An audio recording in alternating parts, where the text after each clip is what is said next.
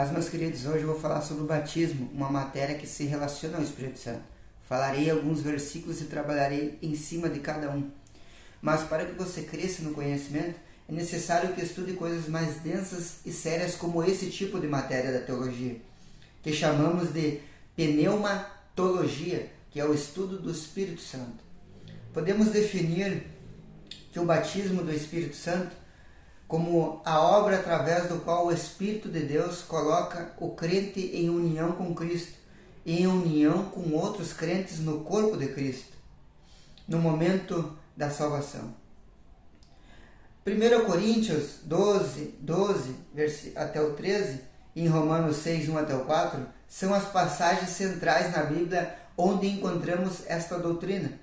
1 Coríntios 12, 13 declara: pois todos nós fomos batizados em um Espírito, formando um corpo, quer judeu, quer grego, quer servo, quer livre, e todos temos bebido de um Espírito.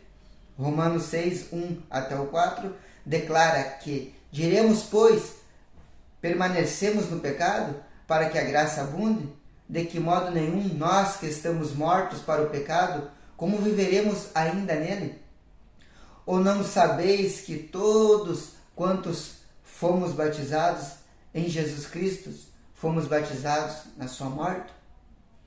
De sorte que fomos sepultados com ele pelo batismo da morte, para que, como Cristo foi ressuscitado dentre os mortos pela glória do Pai, assim andemos nós também em novidade de vida. Glória a Deus. Apesar de Romanos 6 não mencionar especificamente o Espírito de Deus, descreve a posição dos crentes perante Deus. Em 1 Coríntios 12 nos diz como isto acontece.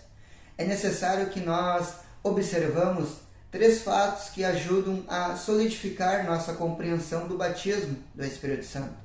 Primeiramente, Coríntios 12, 13 afirma claramente que todos fomos batizados no momento em que recebemos o Espírito para habitar em nós.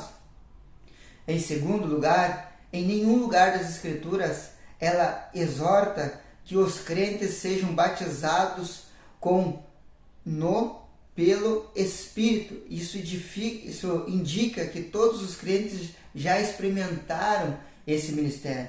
Por último, Efésios 4, 5 parece se referir ao batismo do Espírito.